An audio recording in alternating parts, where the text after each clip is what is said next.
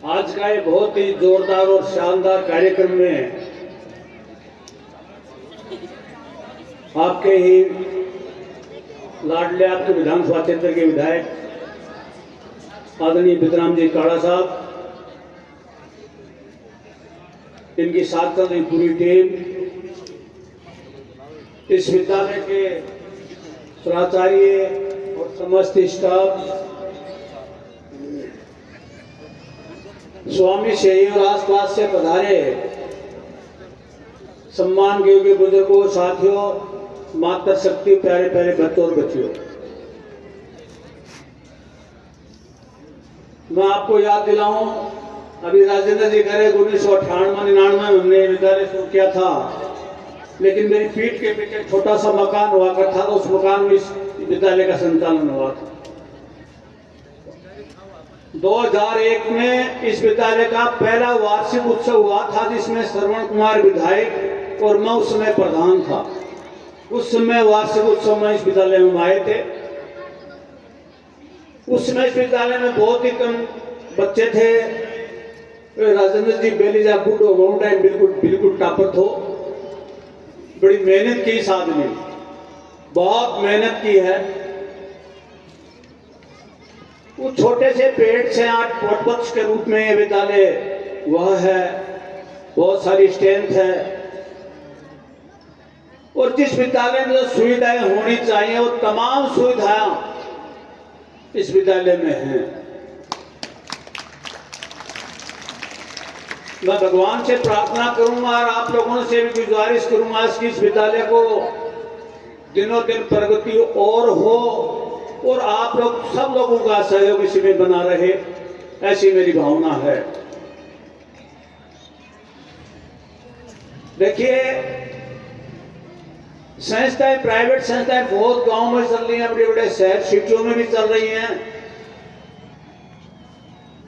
वहां संस्था जो चल रही है, उस संस्थाओं में लोग बड़े पूंजीपति हैं, बड़े अथाह धन संपत्ति वाले हैं, वो विद्यालय चला रहे हैं। एक छोटे से परिवार से उठ के बगैर कोई साधन के राजेंद्र जी इस विद्यालय को यहाँ तक पहुंचाया है।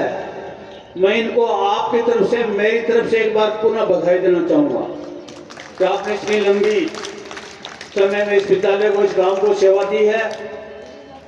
इसी तरह आप देते रहें। विद्यालय के पूरे स्टाफ से और प्राचार्य से मैं केवल एक निवेदन करना चाहता हूं कि आपकी संस्था में कहीं भी शिक्षा में, पढ़ाने में या और कोई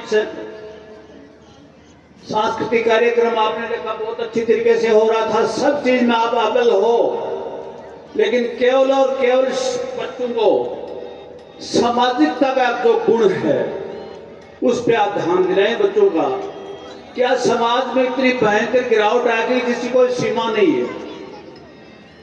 अभी मेरी एक बहन बोल रही थी कि सासू भू कोई खिलौना उतार रहे हो टाइम, सासू भू ने समझ ही नहीं, भू सासू नहीं समझ रही, क्या वो पतोड़ती है। टापर है वो बाप ने नहीं समझ रहे, बाप वो बेटे नहीं समझ रहे, बेटो वो परिवार ने नहीं समझ रहे। ये जो सामाजिक गुण है वो बिल्कुल अपने ध्वस्त हो चुके हैं। इस बात पे अपने वो बड़ा अमल करने की आवश्यकता है। बच्चों के जो अभिभावक हैं वो भी मेरे सामने बहुत सारे विराजे हैं, उनसे भी मैं निवेदन करना चाहूंगा कि आप अपने बच्चों को केवल इस विद्यालय के ऊपर नहीं छोड़ें कि स्कूल में गया बच्चा पढ़ के आ जाएगा और बहुत बड़ा विद्वान हो जाएगा। वो समय बदल चुका है, आज वो समय नहीं है। बेटा और बेटी घर स्कूल से पढ़ के घर जाएं तो सुबह शाम दोनों बच्चों और बच्ची को दोनों को आप पूछें कि बेटा आप स्कूल में आप गए नहीं गए, टाइम पे आप गए नहीं गए। हालांकि प्राइवेट संस्था वाले तो अभिभावक शायद मीटिंगें लेते रहते हैं, लेकिन गवर्नमेंट स्कूलों में जाते हैं उनको शायद मीटिंगें कम लेते हैं अभिभावकों की। तो आपकी जिम्मेवारी बढ़ती है अपने बेटे और बेटी को संभालें आप। मैन एक कारण और समाज में गिरावट आने का, 10वीं क्लास में चाहे बेटा हो चाहे बेटी को आप मोबाइल नहीं दें। ये मोबाइल है, ये बच्चे और बच्ची का भविष्य खराब करने का बड़ा एक बहुत ही बड़ा सूत्र है। इस मोबाइल का आप ध्यान रखें। 10वीं क्लास तक बच्चे को मोबाइल की कहीं आवश्यकता नहीं पड़ती है। कोरोना टाइम में कहते थे कि सब इससे ऑनलाइन बच्चे पढ़ रहे हैं। अब कोरोना टाइम भी चला गया। मोबाइल स्कूल में तो है फ्रेंड्स, आपके गुरुजी, बहन जी, ये तो है मोबाइल स्कूल की, और घर में माँ बाप मोबाइल है। अगर आप इस एक दो चीज का ध्यान रखेंगे तो आपका बच्चा कहीं भी इधर उधर नहीं बह सकता।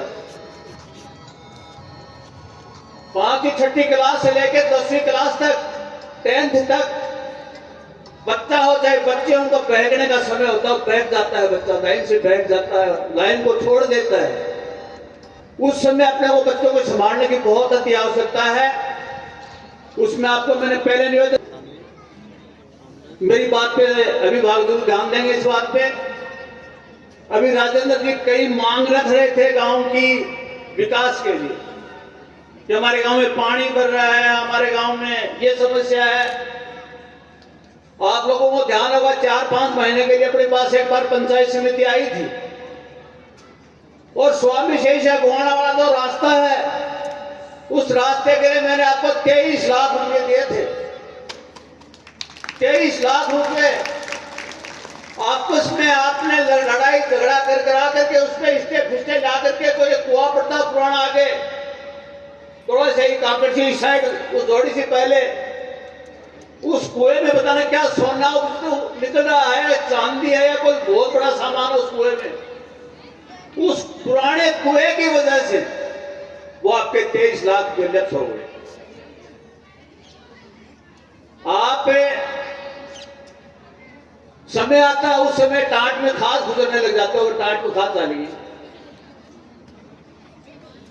पंचायत राज और चुनाव जब भी होता है, हालांकि ये आज विद्यालय के विषय से हटके के मुद्दा है, क्योंकि इन्होंने मांग रख ली, मैं बोल रहा हूं, इतने बोलने का कायदा नहीं बढ़ता है। पंचायत राज का चुनाव हुआ, मैंने बहुत ही बढ़िया आदमी ने आपके पीछे बैठे सुभाष जी कप्तान साहब को टिकट दी थी, आप लोगों ने उसको हरा दिया, सामने वाले को जिता दिया, जिसको यही नहीं मालूम पंचायत समिति होती है, क्या कहां विकास हो रहा है। जिला परिषद की टिकट दी, आपने जिला परिषद में मेरे को देखा है क्या 5 साल में? जिला परिषद की जो आपने जिताया, उस आदमी को आपने देखा है क्या 5 साल में? गांव का विकास पंचायत राज से होकर गुजरता है, और जब तक पंचायत राज आपके हाथ में नहीं होगा, आपका पंचायत राज का जो अंग है, एक एक की जो जनप्रतिनिधि है, वो उदासीन है या अपने काम के प्रति तत्पर नहीं है, तो गांव का विकास असंभव है। मेरी बात कान खोल सुन लो आप।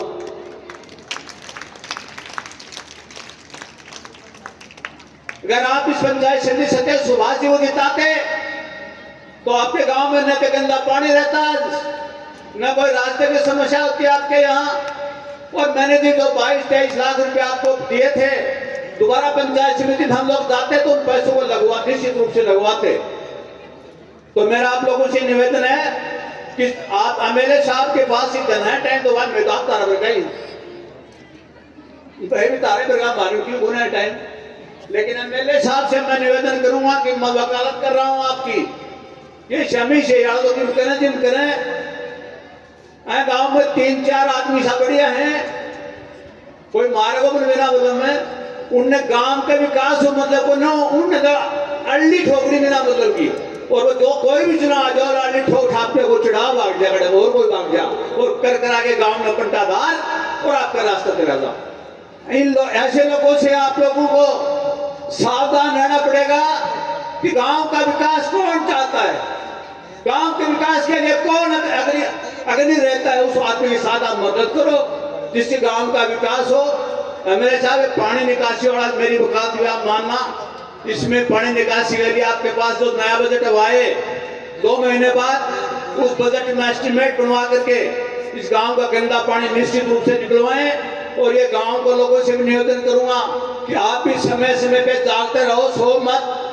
ठीक 6-7 महीने बाद फिर पंचायत चुनाव आ रहे हैं, उन चुनाव में फिर आप जागरूक रहना किसी के बहकाव में मत आना, कंधे से कंधा मिला के गांव में विकास करने और आदमी को मदद करना। धन्यवाद। जय हिंद, जय भारत।